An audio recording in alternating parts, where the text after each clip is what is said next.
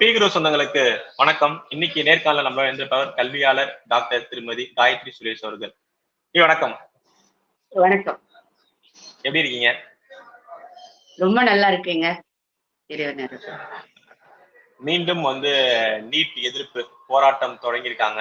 அதுவும் இங்க தமிழகத்தை தாண்டி இப்ப காங்கிரஸ் 21ஆம் தேதி அதற்கான நாங்களும் போராடுவோம், நாடு தழுவியது அப்படிங்கிறாங்க. சோ இந்த நீட் போராட்டம் எப்படி பாக்குறீங்க? அந்த ரிசல்ட்லயும் உச்ச நீதிமன்றம் குளறுபடி நடந்திருக்கு அப்படின்னு சொல்லிட்டு எஜுகேஷனும் அதை அக்செப்ட் பண்ணிருக்காங்களே, எஜுகேஷன் மினிஸ்ட்ரியும் அதை அக்செப்ட் பண்ணிருக்காங்களே. ஆக்சுவலா இதை ரெண்டா பிரிக்கணும். ஒண்ணு நிர்வாகத்தில் ஏற்பட்ட குளறுபடி அப்படிங்கறது ஒண்ணு பார்க்கணும். இன்னொன்னு அரசியலுக்காக இவர்கள் இதை செய்யறாங்க அப்படிங்கறத பார்க்கணும். இந்த ரெண்டு விஷயமும் தனித்தனியாக பார்க்கப்பட வேண்டிய விஷயங்கள். ஏன்னா ஒரு 23 லட்சம் பேர், ஒரு 25 லட்சம் பேர் எழுதுற நுழைவுத் தேர்வுகள்ல, டிஎன்பிஎஸ்சி போன்ற தேர்வுகள்ல இது மாதிரி ஒரு சில, அதாவது ஒரு நபருக்கு தவறு நடந்தாலும் அது குற்றம் தான், அதை யாரும் ஈக்குவல் பண்ண போறது இல்ல. ஆனால் அது சரி செய்யப்பட வேண்டியதை தவிர ஒழிக்கப்பட வேண்டியது இல்ல. நம்ம இதுக்கு முன்னாடி பேசும்போது கூட நான் சொல்லியிருந்தேன், last time 12th model question பேப்பரை தமிழ்நாட்டுல தமிழ்நாடு ஸ்டேட் கவர்மெண்ட் ப்ரிப்பேர் பண்ண மாடல் கொஸ்டின் பேப்பர் லீக் ஆச்சு. இதுக்கு யாரு பொறுப்பேத்துக்கிட்டாங்க, என்ன சரி பண்ணாங்கன்னு இன்னி வரைக்கும் உங்களுக்கோ எனக்கோ ஏதாவது பொதுவெளியில அறிக்கையோ இல்ல அது சரி பண்ணது கூடிய விஷயமோ நமக்கு தெரியுமா? ஆனால் சென்ட்ரல் கவர்மெண்ட் பாருங்க எவ்வளவு ஒரு பெருந்தன்மையாக, ஆமா தப்பு நடந்திருக்குது, நாங்க உடனடியாக விசாரிக்கிறோம், நாங்க இதை அப்படியே சுப்ரீம் கோர்ட் என்ன சொல்லுதோ அதை ஏற்றுக்கொள்கிறோம்னு சொல்றாங்கல்ல. யார் ஒருவர் ஒரு தவறு நடந்திருக்கிறத ஒத்துக்கிறாங்களோ அப்பதான் அந்த தவறுல இருந்து நம்ம அதை சரி பண்ண முடியும்.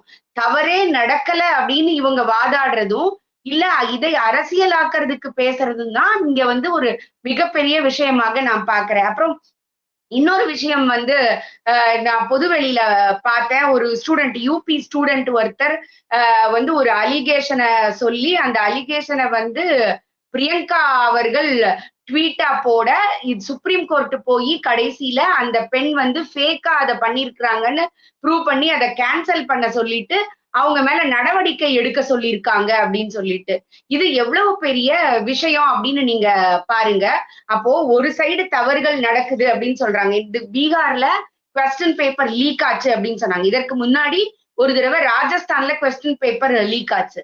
மகாராஷ்டிரால ஒரு 2 பேரோ என்னமோ மால் பிராக்டிஸ் நடந்தது. அப்போ தவறுகள் நடக்க அதை சரி பண்ணணுமே தவிர அது வேண்டான்னு விட முடியாது. இன்னைக்கு இந்தியாவில் இருக்கக்கூடிய குற்றங்கள்னு நீங்க எடுத்துக்கிட்டீங்கன்னா சைபர் கிரைம் மிகப்பெரிய அளவுக்கு நமக்கு ரிப்போர்ட் ஆயிட்டே இருக்குது.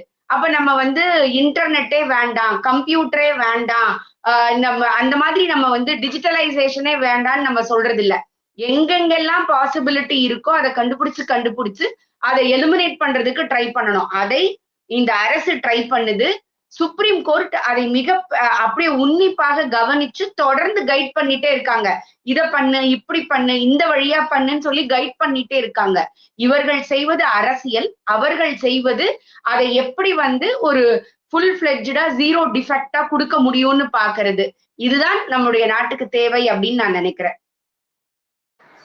ஆனா இது இப்ப காங்கிரஸ் இதுவரையும் திமுக சொல்லிட்டு இருந்தாங்க ஒரு அரசியல் அது. ஏன்னா அவங்க 2021 அவங்க ஒரு மேனிபெஸ்டோல முதல் கையெழுத்துன்னு வார்த்தை விட்டாங்க. அதனால அவங்க அதை விடாம புடிச்சிட்டு இருக்காங்க. பட் இப்ப இந்த காங்கிரஸும் இந்த நீட் பேன்ல சேர்ந்தது, ஏன்னா அவங்கதான் கொண்டு வந்தாங்க. கூட்டணி கட்சியா இருக்கிறப்ப காங்கிரஸ் திமுக தான் கொண்டு வந்தாங்க. இப்ப காங்கிரஸும் இதுல சேர்ந்தது ஒரு கேலி கூத்தா பாக்குறீங்களா, இல்ல இந்த போராட்டம் வலுக்கும் நினைக்கிறீங்களா? இல்ல ஆக்சுவலா இது கேலி கூத்தும் இல்ல, வலுக்கும்னு நான் யோசிக்கல. ஏன்னா லாஸ்ட் டைம் இவங்களுடைய மேனிபெஸ்டோல காங்கிரஸ் என்ன சொல்லி இருந்துச்சு அப்படின்னு சொன்னா, நீட் தேர்வு வேண்டான்னு சொல்லல. அப்ப அவங்க என்ன சொல்லியிருந்தாங்க அப்படின்னா, மாநிலங்களுக்கு நீட் தேர்வை நடத்துறதுக்குள்ளதை கொடுத்துடலாம், அந்தந்த மாநிலங்கள் அதை நடத்தட்டும் அப்படின்னு சொல்லிட்டு. இப்பயும் காங்கிரஸ் நீட்டை ஒழிக்கணும் அப்படின்னு அவங்க ரொம்ப பெரிய அளவுக்கு முன்னெடுக்கல. அவங்க என்ன சொல்றாங்க, வேண்டான்னு சொல்றவங்களுக்கு வேண்டான்னு சொல்லிடலாம், மாநிலங்களே நடத்துறேன்னு சொல்றவங்களுக்கு நடத்துங்கன்னு சொல்லிடலான்ட்டு டைல்யூட் பண்றதுக்கு ட்ரை பண்றாங்க. இப்போ என்டிஏ நடத்தி அதுல குளறுபடிகள் நடக்குது அப்படின்னு இவங்க நினைக்கிறவங்க தமிழகத்துல 12th மார்க்க ஒரு டேட்டா என்ட்ரி ஆபரேட்டரால மாத்த முடியுமா, முடியாதா?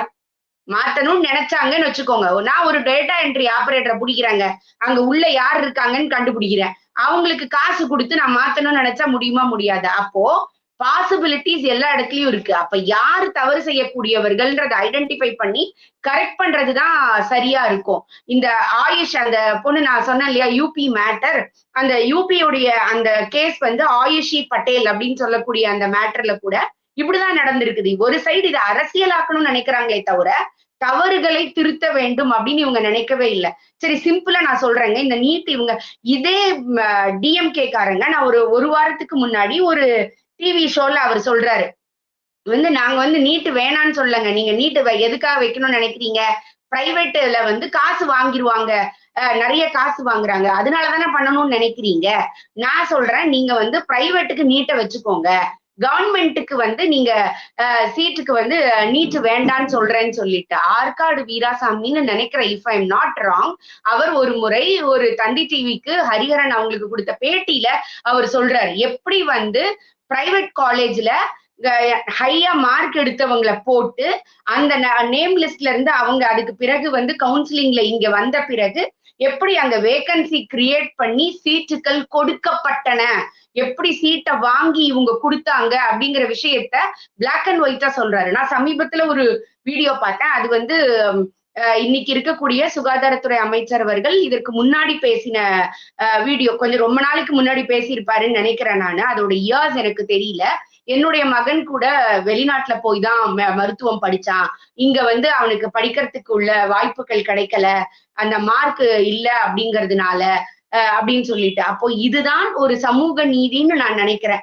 யார் ஒருத்தர் ஒரு பண பலத்திலையும் அதிகார பலத்திலையும் இருந்தாங்களோ அவர்களால் கூட ஒரு சீட்டை விலைக்கு வாங்க முடியாம, இந்த மார்க் எடுத்தா, இந்த மினிமம் மார்க் எடுத்தாதான் உனக்கு கிடைக்க வேணும்னு நினைக்கிறது தான் சமூக நீதின்னு நினைக்கிறேன். அதில் ஒரு சில குழப்பங்கள் மாறுபாடுகள் வரலாம். அப்ப அதை சரி செய்ய வேண்டியது நம்முடைய பொறுப்பு, சென்ட்ரல் கவர்மெண்டோட ரெஸ்பான்சிபிலிட்டின்னு நான் சொல்லுவேன். அதை எதிர்கட்சிகள் கேட்டா இது வந்து ரொம்ப நியாயமா இருக்கும்னு நம்ம நினைக்கலாம். அதை விட்டுட்டு நீங்க நீட்டை ஒழிங்க அப்படின்னு நீங்க சொல்றது அதற்கு பின்னால இருக்கிற அஜெண்டாவை எல்லாருக்கும் ஞாபகப்படுத்துது. அப்படி இவர்கள் சமூக நீதி காவலர்களாக இருந்தால் 2006 இருந்து 2016 வரைக்கும், நான் வந்து ஒரு 2000 இருந்து கேட்கல, 1950 இருந்து கேட்கல, 2006 இருந்து நீட்டு வருவதற்கு 10 வருஷத்துக்கு முன்னாடி இந்த தமிழக அரசு பள்ளிக்கூடங்களில் படித்த பிள்ளைகள் எத்தனை பேர் அரசுல இது கவர்மெண்ட் மெடிக்கல் காலேஜ்ல மெடிக்கல் படிச்சிருக்காங்கன்ற நீங்க அறிக்கையை கொடுங்க. ஏகே ராஜன் கமிட்டியில கூட நீங்க அதை அவ்வளவு அழகா நீங்க வந்து விட்டுட்டீங்கல்ல, அதை பிளாங்கா விட்டுட்டீங்கல்ல. அப்போ உங்களுக்கு எது வேணுமோ நீங்க அதை மட்டும்தான் நீங்க எடுத்துக்கிறீங்க அப்படின்னு தான் நாங்க குற்றம் சாட்டுறோம். அவங்க அதுல இன்னொன்னு குற்றம் சாட்டினாங்க. ஏன்னா நீங்க ஏகே ராஜன் கமிட்டி ரிப்போர்ட்டை நீங்க பாத்திருப்பீங்க. அதை இந்த முறை 7-8 மொழிகள்ல வரை இவங்க டிரான்ஸ்லேட் பண்ணி மத்தவங்களுக்கு கொடுத்துருக்குறாங்க அப்படிங்கிறத நம்ம பாக்குறோம். அந்த கமிட்டி ரிப்போர்ட்ல அவங்க சொல்றாங்க ரிப்பீட்டர்ஸ் வந்து இருக்கிறாங்க 85% மேலன்னு. அடுத்த தடவை நீங்க பாத்தீங்கன்னா அப்ளிகேஷன்லயே ஒரு கொஸ்டின் கேக்குறாங்க, நீங்க கோச்சிங் போய் படிச்சீங்களா, எத்தனாவது முறை ரிப்பீட்னு. அதுல 55% மேல இருக்கிறவங்க நாங்க ரிப்பீட்டர்ஸ் இல்லைன்னு அவங்க அப்ளிகேஷன்ல குடுக்குறாங்க.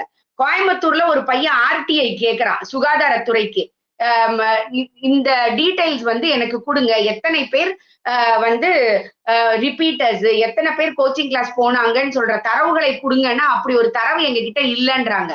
ஆனால் இது இருப்பதாக ஏகே ராஜன் கமிட்டியில அவர் வந்து ரிப்போர்ட்ல கொடுக்குறாரு, இவ்வளவு பேர் வந்து ரிப்பீட்டர்ஸ் இருக்காங்க, கோச்சிங் போனவங்க இருக்கிறாங்க அப்படின்னு சொல்லிட்டு சொல்றாங்க. இந்த கோச்சிங் சென்டர் நிறைய பணம் சம்பாதிக்குதா அப்படின்னு கேட்டா ஆமான்னு சொல்லலாம். அப்ப அதை ரெகுலேட் பண்றதுக்கு இந்த அரசு என்ன நடவடிக்கை எடுக்குது அப்படிங்கிறத பார்க்கணும். இதே தமிழ்நாட்டுல ஒரு பிரைவேட் இன்ஸ்டிடியூட்ல கோச்சிங் போன பசங்க 4 பேர் ஒண்ணு போல 720 எடுத்திருக்காங்க. அப்ப அந்த 720 பேர் தப்பு பண்ணாங்கன்னு நம்மளால சொல்ல முடியுமா? இல்ல இல்லையா? இதே போல டிஎன்பிஎஸ்சிக்கு இன்னைக்கு கோச்சிங் சென்டர்ஸ் இல்லையா, யூபிஎஸ்சிக்கு கோச்சிங் சென்டர் இல்லையா, ஜேஇ எக்ஸாமுக்கு கோச்சிங் சென்டர் இல்லையா? எதுக்கு கோச்சிங் சென்டர் இந்த தமிழகத்துல இல்லாம இருந்திருக்குதுன்னு நீங்க சொல்லுங்க பார்ப்போம். அப்ப எல்லாவற்றிற்கும் இருக்கும் பொழுது நீங்க இதற்கு முதன்மைப்படுத்துறீங்க அப்படின்னு சொன்னா உங்களுடைய அஜெண்டா நமக்கு எல்லாருக்கும் தெரியுதுன்னு அர்த்தம். ஒரு சர்ச்சை பாத்தீங்கன்னா இந்த என்சிஆர்டி புக் அந்த சிலபஸ்ல வந்து பாத்தீங்கன்னா இந்த பாபர் மசூதி அப்படிங்கிற பேரை எடுத்துட்டு கூம்புகள் அப்படின்னு சொல்லிட்டு வச்சிருக்காங்க. அப்புறம் இந்தியாங்கிற இடத்துல வந்து பாரத் எங்கெல்லாம் யூஸ் பண்ணுமோ அங்க யூஸ் பண்ணணும்னு சொல்லிட்டு சொல்லியிருக்காங்க. இது இப்ப அடுத்த ஒரு சர்ச்சையா பூகம்பமா கிளம்பி இருக்கு. சோ இந்த பாபர் மசூதிய அந்த பெயர் மாற்றத்தை ஒரு கல்வியாளரா எப்படி பாக்குறீங்க? இல்ல ஆக்சுவலா வந்து நமக்கு இன்னும் சொல்லப்பட வேண்டிய விஷயங்கள் அதிகமாக இருக்கு. ஒரு சர்ச்சையான விஷயம். அதுக்கு இன்னைக்கு முடிவு காணப்பட்டு விட்டது. முடிவு காணதுக்கு அப்புறம் அதை நீங்க ஒரு பெரிய விஷயமா நீங்க எடுத்துட்டு போயிட்டே இருந்தீங்க அப்படின்னு சொன்னா, அந்த பிரச்சனைகள் வந்து அடுத்து வர சந்ததியினருக்கும் ஒரு எதிரிகளாக நம்ம அப்படியே 2 பேருக்கும் தோணிட்டே இருக்கும்னு வச்சுக்கோங்களேன். இதுல நம்ம முக்கியமா பார்க்க வேண்டியது என்ன அப்படின்னா, வந்து சத்குரு அவர்களோ, இல்ல நம்முடைய கவர்னர் அவர்களோ, இன்னும் பெரிய பெரிய ஸ்காலர்ஸ் எல்லாருமே சொல்றது என்ன அப்படின்னா, நம்முடைய வரலாறுகள் சொல்லப்பட வேண்டிய அளவில் சொல்லப்படல அப்படிங்கிறது தான். அதுதான் நம்ம நீங்க நீங்க நல்லா யோசிச்சு பாருங்க. நீங்களும் நானும் என்ன படிச்சிருக்கிறோம்? வேலு நாச்சியார பத்தி நம்ம படிச்சிருக்கிறோமா? குயிலிய பத்தி நம்ம படிச்சிருக்கிறோமா? இரட்டைமலை சீனிவாசனை பத்தி படிச்சிருக்கிறோமா? அயோத்திதாச பண்டிதரை பத்தி படிச்சிருக்கிறோமா? முத்துராமலிங்க தேவரை பத்தி படிச்சிருக்கிறோமா? யோசிச்சு பாருங்க நீங்க. ஆனால் வந்து காங்கிரஸ் பீரியட்ல வைக்கம்ல நடந்த போராட்டத்திற்கு பெரியார் போனார்னு நம்ம படிச்சிருப்போம். நம்மளுடைய வரலாற்றுல படிச்சிருப்போம். கஜினி முகமது 18 முறை போரிட்டு வெற்றி பெற்றான்னு படிச்சிருப்போம். ஆனால் அந்த 17 முறை நம்மை தோற்கடித்தவர் யாரு? இங்க உள்ள ராஜான்ற பேரு நம்மளுடைய பசங்களுக்கோ இல்ல உங்களுக்கும் எனக்குமோ எத்தனை பேருக்கு அது தெரியும்? யோசிச்சு பாருங்க. அப்போ நம்முடைய வரலாறு வந்து 200 வருஷ அடிமையாக இருந்ததை நம்ம அதுல இருந்து மீண்டு வந்திருக்கோம்னு, எப்படி மீண்டு வந்தோம்னு சொல்றதுக்கு உள்ள விஷயங்களை விட்டுட்டு, எப்படி அடிமைப்பட்டோம் அப்படிங்கிற சொல்றதுலயே நாம வந்து ஒரு மிகப்பெரிய கவனம் இத்தனை வருஷம் செலுத்தி இருக்கோம் அப்படிங்கிறதுதான். அதற்கு காரணம் என்ன அப்படின்னா, நீங்க ஆஃப்டர் இண்டிபெண்டன்ஸ் ஒரு 75 வரைக்கும் பாருங்க. அந்த கல்வியாளர்கள் அங்க யாரு வந்து எஜுகேஷன் மினிஸ்டராக இருந்தார்கள், அந்த கல்வித்துறையில யாரு கோலோச்சிக்கிட்டு இருந்தாங்கன்னு சொல்லிட்டு அதை பொறுத்துதான் இந்த ஹிஸ்டரி எழுதப்பட்டிருக்கு. அப்ப அந்த ஹிஸ்டரி மாற்றப்பட வேண்டிய நேரம் இது. இப்பவாவது இது பெட்டர் லேட் தென் நெவர் அப்படின்னு நம்ம வந்து இங்கிலீஷ்ல ஒரு வாக்கியம் சொல்லுவாங்க. இப்பயாவது நம்ம இதை செஞ்சே ஆகணும். ஏன்னா ஏற்கனவே நம்முடைய பிள்ளைகளுக்கு தேசப்பற்று அப்படிங்கிறது ஒரு பெரிய அளவுக்கு இல்ல. இப்ப என்ன 75 வருஷம் நம்ம வந்து இவ்வளவு பெரிய ஃப்ரீடம் ஃபைட்டர்ஸ் இருந்தாங்க. இப்படி ரத்தம் சிந்தி நமக்கு வந்து விடுதலை வாங்கி சோ வாட் அப்படின்னு சொல்லக்கூடிய அளவிற்கு இன்னைக்கு இருக்கிறாங்க. அப்போ அந்த பேட்ரியாட்டிசம பிள்ளைகளுக்கு சொல்லணும் அப்படின்னா, யாரு எப்படி கஷ்டப்பட்டு அதை கொண்டு வந்தாங்கன்றத சொல்லணும். ஒண்ணும் இல்லாம சென்னைக்கு வந்துட்டு இன்னைக்கு 1000 கோடி ரூபாய் சொத்தோட ஒரு குடும்பம் ஒரு பெரிய கட்சியை நடத்திக்கிட்டு இருக்கிறத யாரும் பேசுறதுக்கு இல்லைன்னா, எங்கேயோ தமிழகத்தினுடைய தென் மூலையில தூத்துக்குடியில வந்து நம்முடைய வஉசி அவர்கள் இருக்கிற சொத்தை ஃபுல்லா வித்து கப்பல் ஓட்டி யார சேலஞ்ச் பண்றாரு? பிரிட்டிஷார நம்மளை மொத்த நாடையும் அடிமைப்படுத்தி வச்சிருக்கிறவன சேலஞ்ச் பண்ணாரு. அப்ப இதை எந்த அளவுக்கு நீங்க போர்ட்ரே பண்ணி இருந்திருக்கணும்? யோசிச்சு பாருங்க. அப்ப எந்த அளவுக்கு நாம பண்ணிருக்கிறோம்? இதுதான் இங்க பேசப்பட வேண்டிய விஷயம். அதனால இந்த என்சிஇஆர்டி வந்து இது மட்டும் இல்ல, நீங்க சொல்ல விட்ட இன்னொருத்தையும் சொல்றேன். குஜராத்ல உள்ள ரயாட்ஸ பத்தி பேசும்போது அதுல இருக்கிற ஒரு சில வார்த்தைகளை எடுத்திருக்காங்க அப்படின்னு சொல்லிட்டு சொல்றாங்க. அது நமக்கு நல்லாவே தெரியும். நம்ம ஜேர்னலிசம் படிச்ச யாருக்குமே தெரிய வேண்டிய விஷயம். யூசுவலா நீங்க சொல்லுவீங்க அப்படின்னா, ஒரு 2 பேருக்கு பிரச்சனை அப்படின்னா இரு சமுதாயம் தான் சொல்லுவாங்க. எந்த சமுதாயம்னு சொல்ல மாட்டாங்க. ஏன்னா அந்த மாதிரி நீங்க எந்த சமுதாயம்னு நீங்க சொன்னீங்கன்னா, அது வந்து அந்த இடத்தையும் தாண்டி அந்த பிரச்சனை வெளியில போகும். அவர்களுக்கு அந்த சூழல் கெட்டு போகும் அப்படிங்கிறது தான். இந்த ரயாட்ஸ் நடந்து அதுல இருக்கப்பட்டவர்களுக்கு குற்றம் யார் செஞ்சாங்க, யாரு குற்றம் செய்யலங்கிறது தீர்ப்பாகி அதுல இருந்து முழுக்க வெளிவந்த பிறகும் இது அரசியலுக்காக நீங்க ரெக்கார்ட் பண்ணப்படுறது தவிர்க்கப்பட வேண்டியது அப்படிங்கிறது தான் நாம முக்கியமா பார்க்க வேண்டிய ஒரு விஷயம். ராமானுஜர் நீங்க யோசிச்சு பாருங்க. இந்த யுகத்தினுடைய ஒரு மகா பெரிய சமூக நீதி காவலர். அவரை பத்தி எவ்வளவு பெரிய பாடம் நீங்க வச்சிருக்கிறீங்க. இன்னைக்கு வந்து அறநிலையத்துறை அவங்க தந்தை எழுதிய கருணாநிதி எழுதிய ராமானுஜ காவியத்தை வந்து புக்கா எடுத்து அவங்களுடைய அந்த சீரியலை விட்டுட்டு புக்கா எடுத்து அதை வந்து பப்ளிஷ் பண்றோம்னு சொல்றாங்க. இது இத்தனை வருஷ காலமாக இந்த பாடத்திட்டத்துல ஏன் இல்ல? நீங்க சமூக நீதி பேசுறீங்க. இந்த சமூகத்துல எப்போது எல்லாரையும் ஒடுக்கிட்டாங்கன்னு சொல்றீங்க. ஆனால் அத்தனை வருஷ காலத்திற்கு முன்னாடி ஒரு மனுஷன் சமூக நீதி பேசிட்டு வந்திருக்கிறான். நான் செத்தா பரவாயில்லன்னு இன்னொருத்தர் வந்து முக்தி அடையக்கூடிய மந்திரத்தை உலகத்துக்கு சொல்லிட்டு போயிருக்கிறாரு. இதெல்லாம் உனக்கு சொல்றது நம்மளுடைய பெருமை இல்லையா? அப்போ எது மறைக்கப்பட வேண்டும், எது தேவையில்லையோ அதை விட்டுட்டு அடுத்து இந்த பிள்ளைகளுக்கு எது தேவையோ அவர்களுடைய வளர்ச்சிக்கு உதவும். இன்னைக்கு நாம பேசிட்டு இருக்கிற நேரத்துல நலந்தா பல்கலைக்கழகம் எத்தனை ஆண்டுகளுக்கு பிறகு பாருங்க, வந்து அது ஒரு மிக 4th century 6th centuryல உள்ள அந்த பல்கலைக்கழகம் இன்னைக்கு ரீவாம் பண்ணப்பட்டு திறக்கப்பட்டிருக்குது. இது எவ்வளவு பெரிய விஷயம். இத்தனை ஆண்டுகளாக நாங்க தான் இந்த சுதந்திரத்துக்கே காரணம்னு பேசிக்கிட்டு இருக்கிற காங்கிரஸ் எடுக்க முடியாத ஒரு முயற்சியை இந்த எஜுகேஷனுக்காக இந்த சென்ட்ரல் கவர்மெண்ட் எடுத்திருக்குது. அப்ப அது பேசப்பட வேண்டியது இல்லையா? அதுதான் நம்ம பேசணும். சோ என்சிஇஆர்டி செய்வது ஒரு சரியான விஷயம். கேரளாவுல புத்தகத்துல வந்து அப்பாவும் அம்மாவும் சேர்ந்து வேலை செய்யறாங்க அப்படிங்கறத ஒரு படத்தை போட்ட உடனே அது அவ்வளவு பெரிய வந்து ஒரு சமூக நீதியாக, ஒரு ஈக்குவாலிட்டியாக ஒரு படம், ஒரே ஒரு படம். அப்பாவும் வீட்டு வேலை செய்யறாரு, அம்மாவும் வீட்டு வேலை செய்யறாங்க. இதுக்கே இவ்வளவு பெரிய பெருமைப்படக்கூடிய நீங்கள் இன்னைக்கு என்சிஇஆர்டி அவ்வளவு பெரிய வேலையை செஞ்சுக்கிட்டு இருக்கு அப்படிங்கும்போது நீங்க கண்டிப்பா பாராட்டி தான் ஆகணும். நீங்க பாராட்டாலும் மக்கள் பாராட்டுவாங்க. நம்ம வைக்க மட்டும் படிக்கல, யுனெஸ்கோ அவார்டும் சேர்ந்து படிச்சிருக்கோம். அடுத்தது இங்க இன்னொரு பெரிய பிரச்சனை. இன்னைக்கு வந்து எப்படி நாலந்தா யூனிவர்சிட்டி பெருமைக்குரிய விஷயம் பாரத பிரதமர் அவர் இது பண்ணாங்களோ, இங்க வந்து தமிழக முதல்வர்கிட்ட ஒரு அறிக்கை கொடுக்கப்பட்டிருக்கு. முன்னாள் நீதி அரசர் திரு சந்துரு அவர்கள் தலைமையில. அதுல என்னன்னா, ஸ்கூல்ல வந்து இனிமே கயிறு கட்டக்கூடாது, விபூதி வைக்கக்கூடாது, பொட்டு வைக்கக்கூடாது, ஹிந்து அடையாளங்கள் தான் குறிப்பா அதுல குறிப்பிக்கப்பட்டதா நான் பார்த்தேன். இதெல்லாம் பண்ணக்கூடாது, ஏன்னா இதுதான் ஜாதி மோதல்களை உண்டாக்குது அப்படின்னு சொல்லிட்டு அறிக்கை கொடுத்தாங்க. ஒரு கல்வியாளரா இந்த அறிக்கையை எப்படி பாக்குறீங்க? அதை தாண்டி இவங்க ஜாதியை ஒழிச்சுட்டேன்னு ஒருத்தர சொல்றாங்கல்ல, அப்ப இன்னும் இங்க ஜாதி ஒழியலையா? ரொம்ப சரியான கேள்வியை கேட்டீங்க. ஜாதியை வந்து ஒழித்தவர், இது வந்து பெரியாருடைய மண் அப்படின்னு பேசினவங்க இன்னைக்கு அது தமிழகத்துல இல்லை அப்படிங்கறத ஒத்துக்கிட்டு இருக்கிறாங்கன்றது ஒண்ணு. இரண்டாவது விஷயம், ஒரு 4 நாளைக்கு முன்னாடி நினைக்கிறேன், 2 நாளைக்கு முன்னாடி திருநெல்வேலியில ஜாதி மறிப்பு திருமணம் செய்ததற்காக கம்யூனிஸ்ட் கட்சி ஆபீஸுக்குள்ள புகுந்து அங்கு வந்து அடித்தடி பிரச்சனை நடந்தது. இதுல 2 விதமா நான் பாக்குறேன். ஒண்ணு வந்து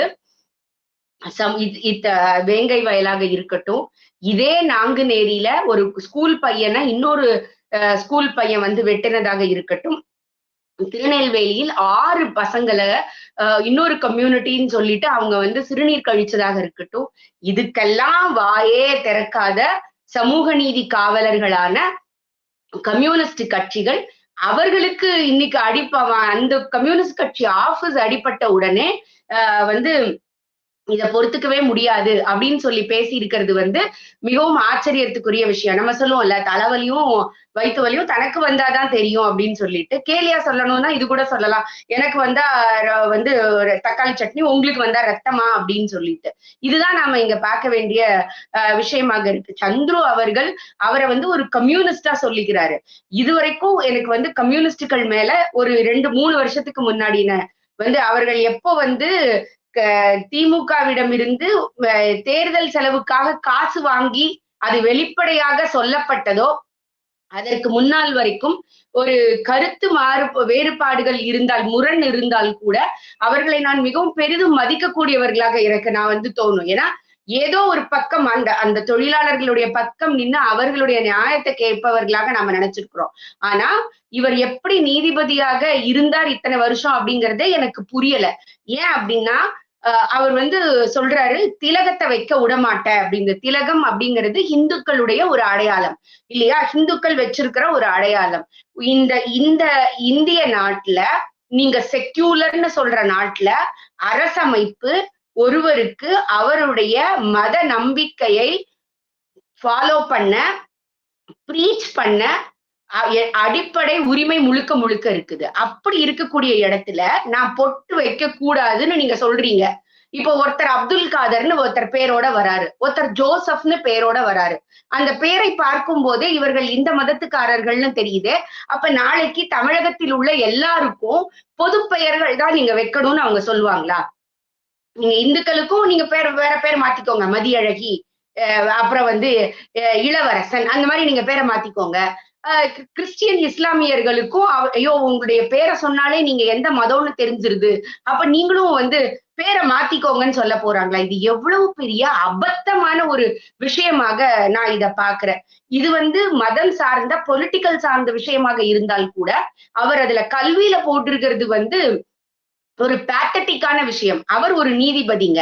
அவர் குடுத்த ஜட்ஜ்மெண்ட்ட இன்னொரு நீதிபதிட்ட குடுத்து, அதாவது நீங்க வந்து நீங்க அவர் வந்து ஒரு ஹை கோர்ட்டுக்கு இருக்கிறாருன்னு வச்சுக்கோங்க. சுப்ரீம் கோர்ட்டுக்கு நீங்க கேஸா எடுத்துட்டு போகாம, இன்னொருத்தர்ட்ட குடுத்து, இத இத அவர் சரியா தான் எழுதியிருக்காரான்னு செக் பண்ணுங்க அப்படின்னு சொன்னா, எவ்வளவு ஹியூமிலிட்டி அவருக்கு இருக்கும். அதே போல அவர் என்ன சொல்றாரு, அந்த பள்ளிக்கூடங்களுக்கு ஒரு வெல்ஃபேர் ஆபீசர் அப்படின்னு ஒருத்தர போடணுமா. 500 பேருக்கு மேல இருக்கக்கூடிய ஸ்கூல்ல. அவர் யாருக்கு ரிப்போர்ட் பண்ணுவாரு? இல்ல ஹெச்எம் இவருக்கு ரிப்போர்ட் பண்ணுவாரா? யோசிச்சு பாருங்க. அந்த சோசியல் வெல்ஃபேர் ஆபீசர் வந்து பட்டியலினத்தவர்களாக இருக்கணும் அப்படின்னு அவங்க சொல்றாங்கன்னு வச்சுக்கோங்களேன். அப்போ அந்த இடத்துல எங்க சமூக நீதி பாதுகாக்கப்படுது? அப்ப நீங்க ஒரு சமூகத்தை பாதுகாப்பதாக நினைச்சு, மத்த எல்லா சமூகத்திற்கும் அவர்கள் மேல உள்ள இணக்கத்தை, சகோதரத்துவத்தை முற்றிலுமாக ஒழிக்கிறீங்க. நான் என்ன செய்வேன்? உன் பக்கத்துல போனா நீ என்ட்ட பிரச்சனை பண்ணுவ. நான் உன் பக்கத்திலேயே வரல அப்படின்னு சொல்லிட்டா, அந்த பிள்ளைகள் படிக்கின்ற இடத்திலேயே தனித்து விடப்பட மாட்டார்களா? இத நீங்க யோசிக்க மாட்டீங்களா? சரி, நீங்க சோசியல் வெல்ஃபேர் ஆபீசர்ன்னு ஒருத்தங்கள போடுறீங்க.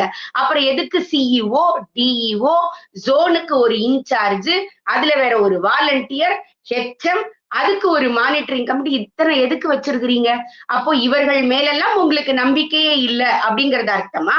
இல்ல அவர்கள் சரியாக வேலை செய்யவில்லை, அரசு இவ்வளவு சம்பளம் குடுக்குது, அவங்க சரியா வேலை செய்யல அப்படிங்கிறத நீங்க ஒத்துக்கிறீங்களா? அப்படின்னு நம்ம கேட்கறதுக்கு தோணும் இல்லையா? சோ இது மாதிரி பல அபத்தங்கள் அந்த ரிப்போர்ட்ல இருக்கு. அது ஒரு 200 பேஜ் ரிப்போர்ட். நான் ஒரு 18 பேஜ் இது வரைக்கும் படிச்சிருக்கேன். இன்னைக்கு காலையில தான் வந்தது அப்படிங்கிறதுனால ஒரு 18, 20 பக்கம் படிக்கும் போதே எனக்கு இதெல்லாம் ரொம்ப வியர்டா இருந்தது. எப்படி வந்து தன்னை ஒரு நீதிபதி அப்படின்னு சொல்லக்கூடியவர் எந்த ஒரு ஜஸ்டிஸும் இல்லாம, அதாவது ஏன் நியாய தர்மம் அப்படின்னு சொல்றாங்க? லான்னு மட்டும் விட்டுருக்கலாம்ல. லா அண்ட் ஜஸ்டிஸ்ன்னு எதுக்காக சொல்றாங்க? அந்த ஜஸ்டிஸ் அப்படிங்கிறது person to person, case to case நீங்க ஆராய்ஞ்சு பார்த்து குடுக்கணும் அப்படிங்கிறதுக்காக தான் கோர்ட்ல வந்து நீதிபதிக்கு சொல்லுவாங்க லா அண்ட் ஜஸ்டிஸ் அப்படின்னு சொல்றது. அப்போ உங்ககிட்ட ஜஸ்டிஸும் இல்ல, லீகலா நீங்க பேசுறீங்கன்னா அதுவும் இல்ல அப்படிங்கிறது எப்படி ஒரு ஏகே ராஜனை நமக்கு மதிக்க தோணுதோ அந்த இடத்துக்கு இவர் போயிட்டாரு அப்படிங்கிறது தான் நான் நினைக்கிற விஷயங்கள். தன்னோட கட்சியில சமூக நீதி நிலைநாட்டாம இவங்க வந்து கல்வி நிலையங்கள்ல நிலைநாட்டுறதுங்கிறது எப்படி சாத்தியங்கிறது நமக்கும் தெரியல. பொறுத்திருந்து பார்ப்போம். உங்க நேரத்தை நம்ம தளத்துக்கு வந்து பயந்தமைக்கு ரொம்பவும் நன்றி. நல்லதே நடக்கும். வாழ்வளமுடன்.